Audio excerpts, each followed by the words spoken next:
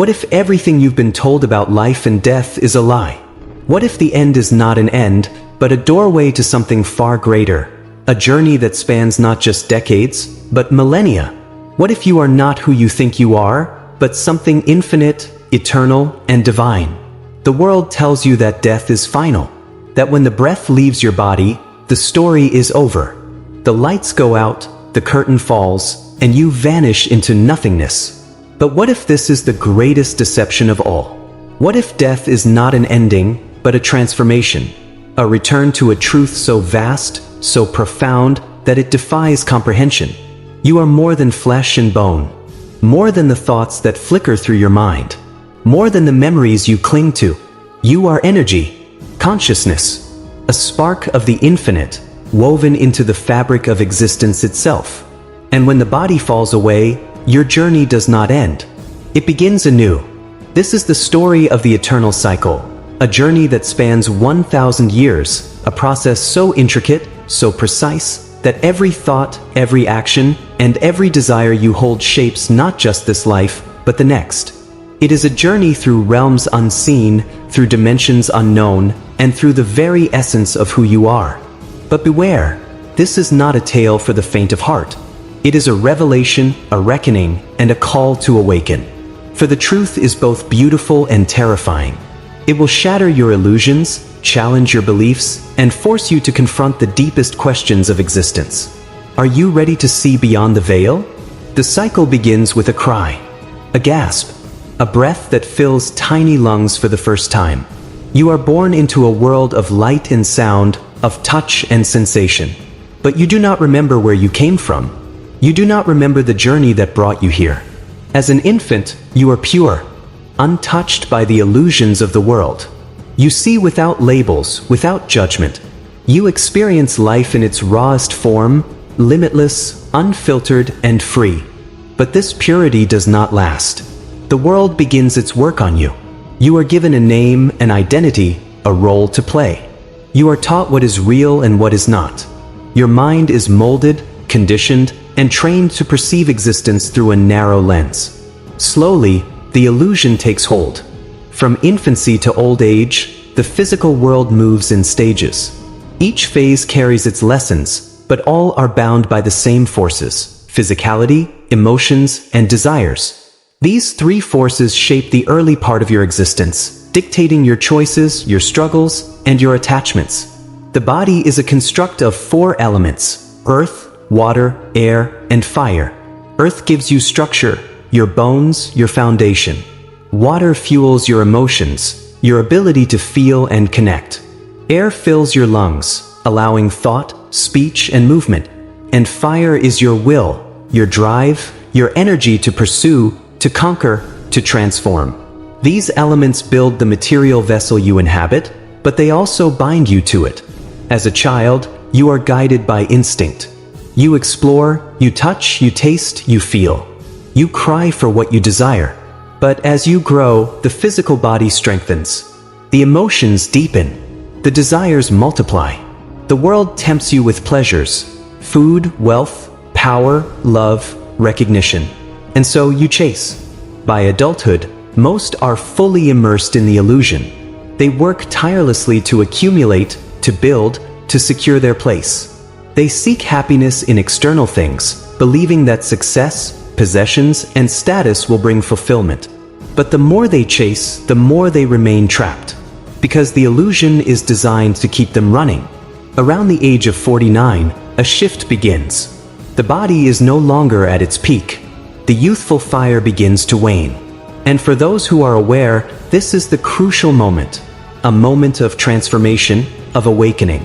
In ancient traditions, 49 was seen as the turning point, a time when the mind, if cultivated properly, could break free from the material illusion and reconnect with higher wisdom.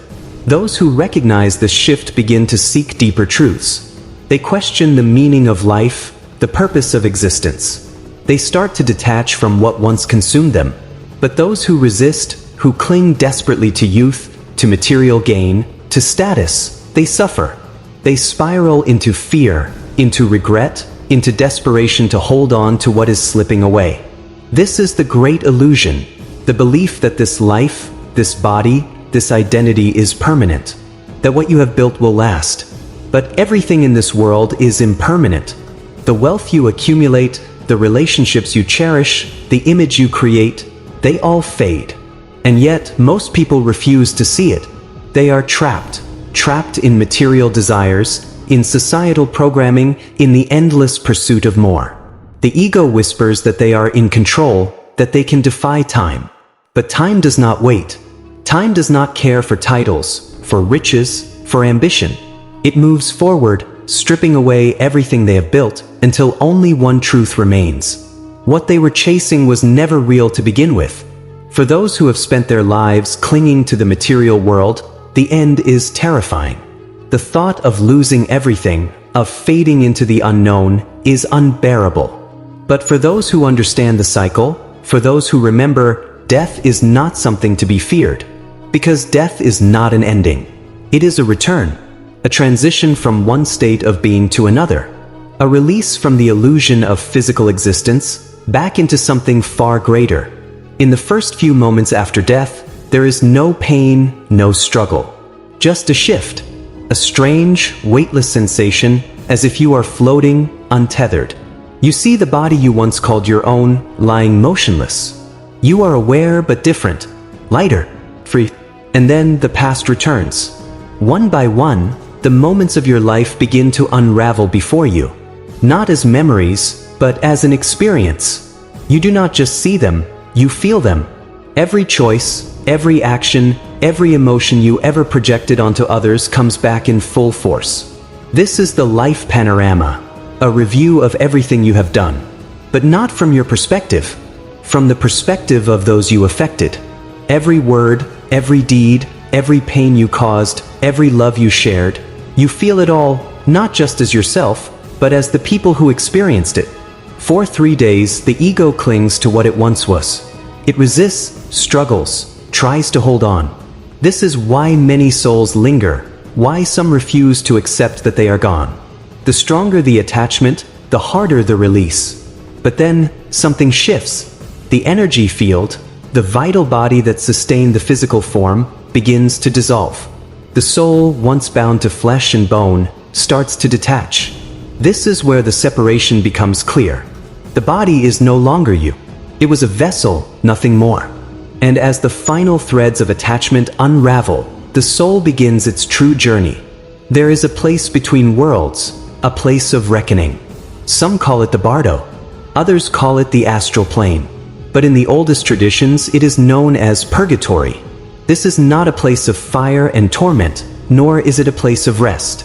It is a realm of purification, a space where the soul is confronted with the full weight of its actions. Here, karma is not just a concept.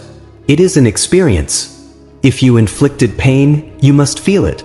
If you carried unresolved emotions, they must be purged. The soul is stripped of illusions, forced to face its true self. This is why some souls struggle. Those who lived in denial, who ignored their deeper purpose, who indulged only in material gain. When faced with the reality of their existence, they resist. And in that resistance, they suffer. But purgatory is not punishment. It is purification, a cleansing of all that is unresolved, a preparation for what comes next. Asterisk. And so, the cycle continues. Birth, death, rebirth. A wheel spinning endlessly, driven by desire, by attachment, by the illusion of self. But what if you could step off this wheel? What if you could finally break free? The truth is, very few souls escape. Not because they are trapped, but because they are asleep. They chase the same desires, repeat the same mistakes, and forget the one thing that matters most. You are not your body. You are not your mind. You are something far greater. And the journey is not over. It has only just begun.